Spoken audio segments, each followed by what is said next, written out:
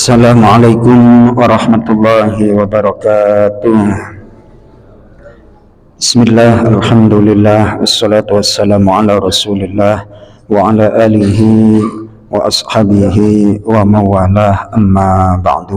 Jemaah sekalian yang dimuliakan Allah subhanahu wa ta'ala, kultum kita masih tentang temanya masalah sabar. Saya mengambil keterangan dari kitab Tanbihul Ghafilin. Pada keterangan berikutnya adalah sebagai berikut, bahwasanya an-sabra afdalul a'mal, bahwasanya sabar itu merupakan amal yang paling utama, sebagaimana Allah Subhanahu wa taala berfirman dalam surah Az-Zumar ayat 10, innama yuwaffas sabiruna ajrahum bighairi hisab. Shadaqallahul azim. Sungguh hanyalah orang-orang yang bersabar, yuwaffa, yang disempurnakan pahalanya, ajrahum, yakni pahalanya bighairi hisab, tanpa hitungan. Setiap amalan itu ada ukuran pahala kecuali sabar. Di antara sabar itu adalah puasa. Maka dalam hadis dijelaskan bahwa as-saumu li wa ana ajzi bih. Jadi kullu amali bani adam lahu, setiap amal anak Adam atau manusia itu bermanfaat untuknya, artinya ada ukuran pahalanya. Illa saum, kecuali sabar. Fa innahu li, sungguh sabar itu karena aku, yakni karena Allah. Wa ana ajzi bih, maka aku akan membalasnya. Kemudian oleh para ulama dijelaskan bahwa as-saum nisfus sabri, puasa itu adalah separuh daripada kesabaran.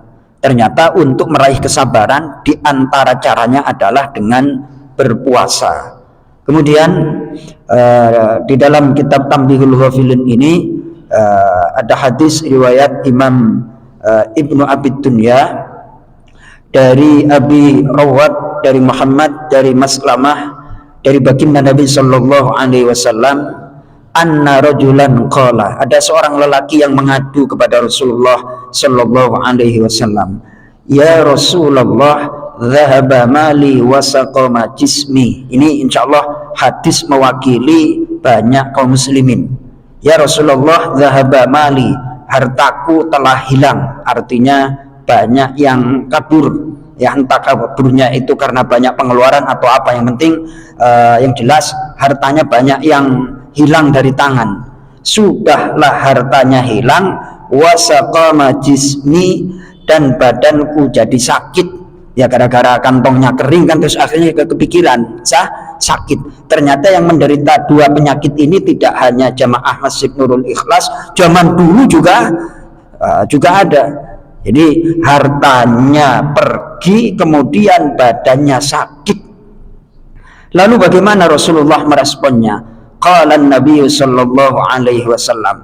Ini Rasulullah sallallahu alaihi wasallam menjawab, ya ini kira-kira saya bisa membayangkan sahabatnya itu adalah sahabat yang imannya itu strength, sehingga jawaban Rasulullah agak ketus lah bahasanya. Lalu bagaimana sabda Rasulullah ketika ada seorang sahabat yang mengadu masalah kehidupannya? La khaira fi 'abdin la yadhabu maluhu wa la yasqamu jismuh. Tidak ada kebaikan seorang hamba yang hartanya nggak pernah hilang dan badannya nggak pernah sakit. Kayak gitu. Bukannya didoakan sabarlah dan mudah-mudahan nanti dapat. Enggak langsung, ya Rasulullah, hartaku banyak yang hilang, artinya tinggal sedikit, badanku sakit. Langsung dijawab oleh Rasulullah, la khaira li 'abdin, la khaira fi 'abdin la yadhabu maluhu wa la yasqamu jismuh. Tak ada kebaikan sama sekali bagi seorang hamba yang tak pernah diuji dengan hartanya hilang dan juga badannya nggak pernah sakit.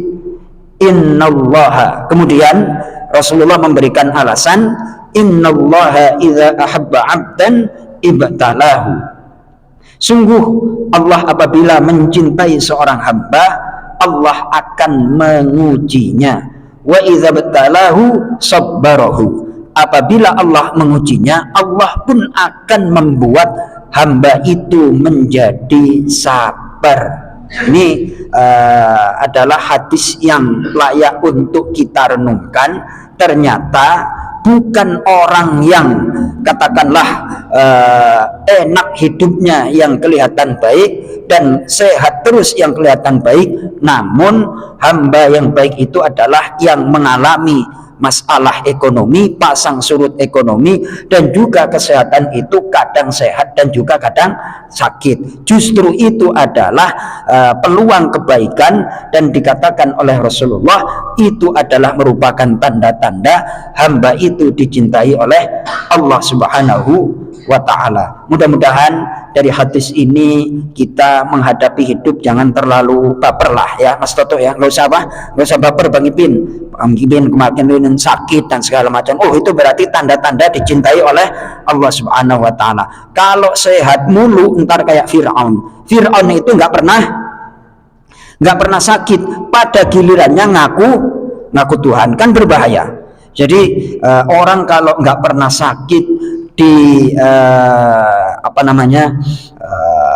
diberikan kesenangan terus tanpa ada penderitaan, berpotensi orang itu akan durhaka. Kalau Tuhan, wa ana rabbukumul a'la, akulah Tuhan yang paling tinggi. Na'udzubillah min dzalik. Mudah-mudahan dalam keadaan sehat, sakit, dalam keadaan lapang maupun tidak lapang, semuanya itu kita terima dengan ikhlas, dan itu insyaallah mendatangkan pahala dan ridho dari Allah Subhanahu wa ta'ala. Mudah-mudahan bermanfaat. Assalamualaikum warahmatullahi wabarakatuh.